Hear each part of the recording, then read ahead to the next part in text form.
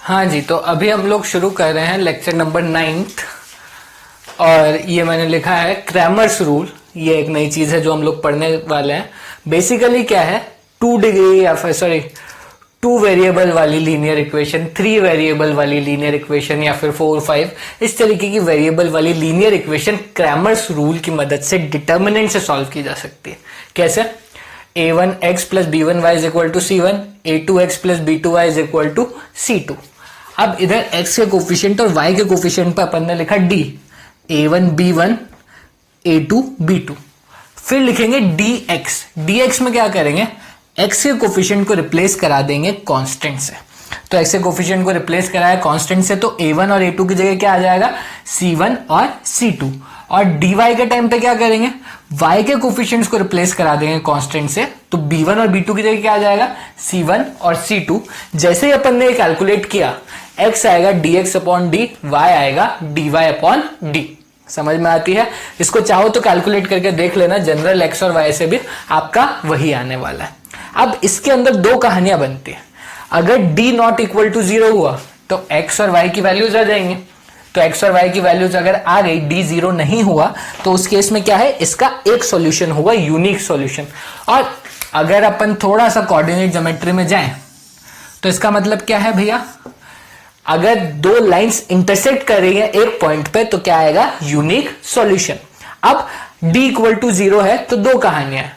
Lines के case में सोचो, लाइंस या तो पैरेलल होंगी या फिर इंटरसेक्टिंग होंगी एक पॉइंट पे, या कोइंसिडेंट होंगी। समझ में आता है? पैरेलल, इंटरसेक्टिंग या कोइंसिडेंट।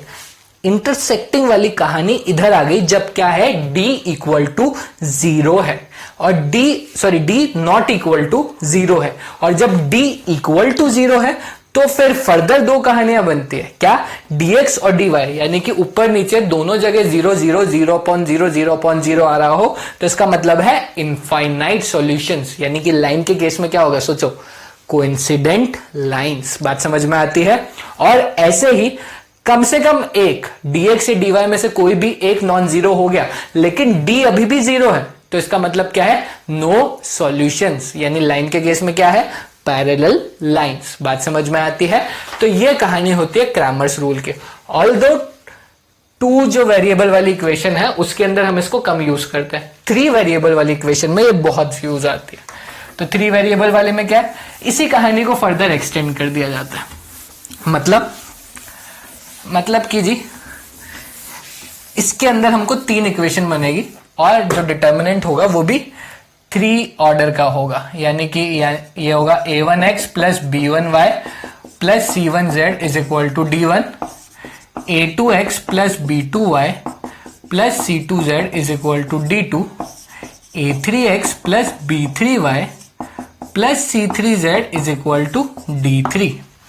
तो इस केस में d क्या हो गया, d अपने पास में हो गया a1 b1 c1, a2 b2 c2, a3 b3 c3। अब यहां पे dx क्या आएगा, तो मैं कहूंगा x के कोफिशिएंट्स की जगह क्या आ जाएगा, कांस्टेंट्स। यानी कि इधर आएगा d1 d2 d3, बचा हुआ सब same, b1 b2 b3 c1 c2 c3। dy कितना आएगा, y की जगह कांस्टेंट, यानी इधर आएगा a1 a2 a3, इधर आएगा d1 d2 d3 और इधर आएगा c1 c2 c3। और dz कितना आएगा, dz आएगा z की जगह कांस्टेंट्स, यानी कि a1 a2 a3, b1 b2 b3 and d1 d2 d3। समझ गए? और उसके बाद x कितना आएगा, x आएगा dx अपॉन d, y आएगा dy अपॉन d, z आएगा dz अपॉन d। और सेम कहानी फर्दर आगे बढ़ जाती है, if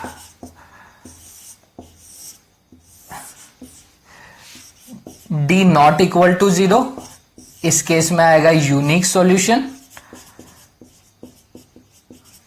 d is equal to 0, तो उसके अंदर फर्दर दो केस बन जाएंगे,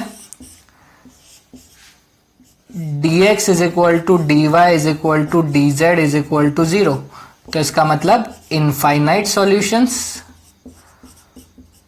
एंड इधर at least one of dx dy और dz नॉट इक्वल टू 0, तो इस केस में आएगा नो सॉल्यूशन। ठीक है जी। तो यही कहानी जो अपने पास 2 वेरिएबल में बनती है वही सेम कहानी 3 वेरिएबल में भी बन जाती है। क्लियर? तो अभी क्वेश्चन करते हैं, क्वेश्चन के थ्रू आपको और अच्छे से समझ में आएगा कि कैसे करते हैं। उससे पहले आप इसको एक बार लिख लीजिए। ठीक है जी। अभी कंटिन्यू करते हैं इसको। जैसा मैं पहले भी काफी बार बोल चुका हूं, अभी वापस से रिपीट कर रहा हूं कि भैया तुमको कॉपी करने के लिए वीडियो को पॉज कर लीजिएगा। पॉज करने का क्या फायदा है कि आप फटाफट कॉपी कर लो, कोई दिक्कत नहीं आएगी, सब वहीं रुके हुए हैं।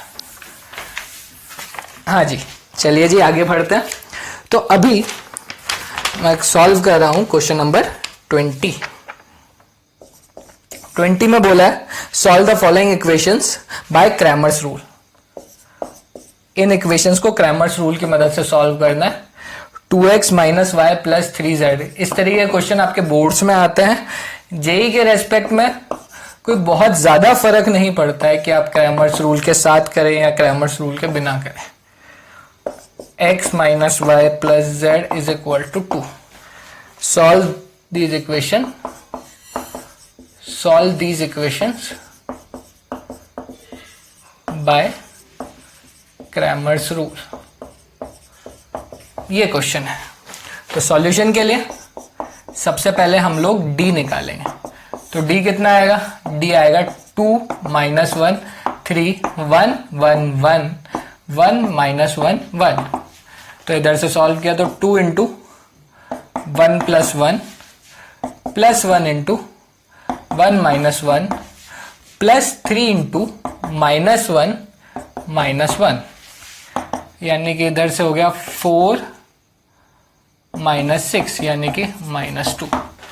ये आ गया d। dx कितना आएगा? अब x के कोफिशिएंट्स की जगह आ जाएगा कांस्टेंट्स, तो ये आएगा 962 -1 1 माइनस 1 एंड 3 1 1। तो इधर से कितना आएगा? इधर आएगा 9 into 1 plus 1 plus 1 into 6 minus 2 plus 3 into minus 6 minus 2। तो इधर से कितना आ गया?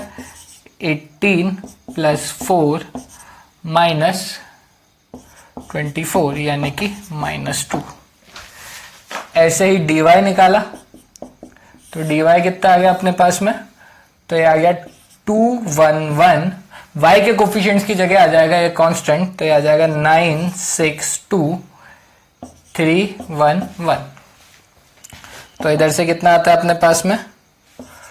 2 into 6 minus 2 minus 9 into 1 minus 1 plus 3 into 2 minus 6। तो ये कितना आ जाएगा? 2 इंटू 4 8 माइनस 4 इंटू 3 12। तो ये कितना आ गया? -4। And dz is equal to, अब z के कोफिशिएंट्स की जगह आ जाएगा कांस्टेंट, तो ये आ जाएगा 2 1 1 -1 1 1 -1 1 माइनस 1 एंड 9 6 2। तो ये सॉल्व हो गया कितना आया? 2 into 2 plus 6 plus 1 into 2 minus 6 plus 9 into -1 minus 1। तो ये कितना हो गया? 8 इंटू 2 16 -4 -18। तो इधर आ गया -6। तो इधर से x बराबर कितना आता है? x होगा dx अपॉन डी, यानी कि -2 अपॉन -2। तो यानी कि x हो गया 1। y बराबर कितना हो गया? y हो गया dy अपॉन डी, यानी कि -4 अपॉन -2, यानी कि y हो गया 2। z बराबर कितना हो गया? dz अपॉन डी, यानी कि -6 अपॉन -2, यानी कि z बराबर हो गया भैया 3। x1 y2 z3। अब आप चाहें तो इसको किसी भी इक्वेशन में पुट करके देख सकते हैं कि भैया वैल्यू मैच करती है कि नहीं करती। जैसे कि सेकंड इक्वेशन में 1 + 2 + 3, 1 + 2 + 3 कितना हो जाएगा आपके पास में 6 आ जाएगा। समझ आता है? आप तीनों इक्वेशन में पुट करके देख सकते हैं, आपकी वैल्यू जो है वो मैच करेगी और करनी भी चाहिए अगर कैलकुलेशन सही करिए तो। इधर से अपन x y z 3 variable determinant की मदद से निकाल सकते हैं। बात समझ में आती है? तो इसको नोट डाउन कर लीजिए। चलिए जी, अब मैं मिटा देता हूं इसको।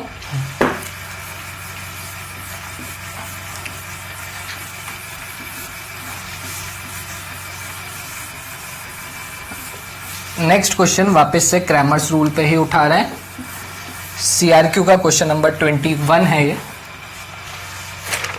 क्रैमर्स रूल मेजरली आपके बोर्ड्स में काम आएगा, मेंस में भी कभी कभी कुछ क्वेश्चंस आ जाते हैं। Find the value of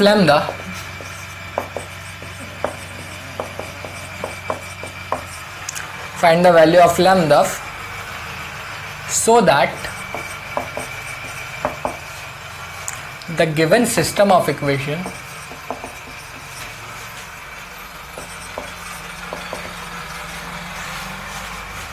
of equation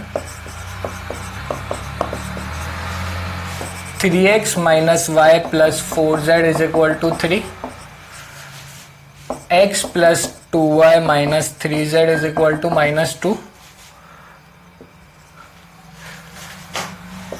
6x plus 5y plus lambda z is equal to minus 3 has unique solution.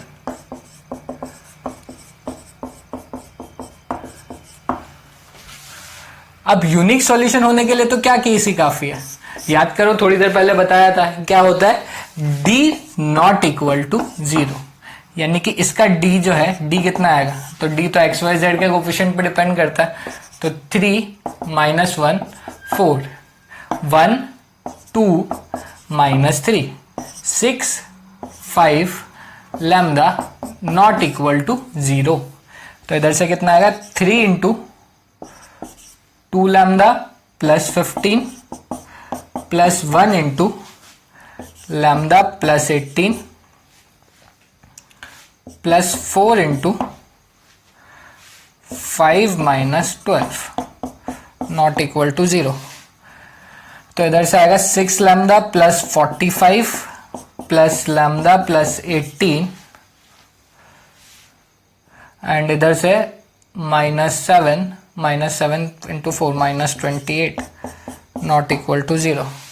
तो इधर से आएगा 7 lambda plus 35 not equal to 0। इसका मतलब 7 lambda not equal to -35, lambda not equal to -5। ये कहानी हो जाती है। तो क्या क्वेश्चन क्या था अपने पास, find the value of lambda so that the given system of equation has unique solution. तो यूनिक सॉल्यूशन के लिए क्या जरूरी है अपने पास, यूनिक सॉल्यूशन के लिए अपने पास जरूरी है कि d 0 नहीं होना चाहिए। तो d 0 नहीं होने के लिए लैम्डा कितना नहीं है, -5 नहीं है, यानी कि लैम्डा की वैल्यू क्या आएगी, लैम्डा की वैल्यू -5 को छोड़ के कुछ भी डाल दो, आपके पास क्या आ जाएगा, एक यूनिक सॉल्यूशन आ जाएगा। बात समझ में आती है? ठीक है जी, नेक्स्ट बात करते हैं।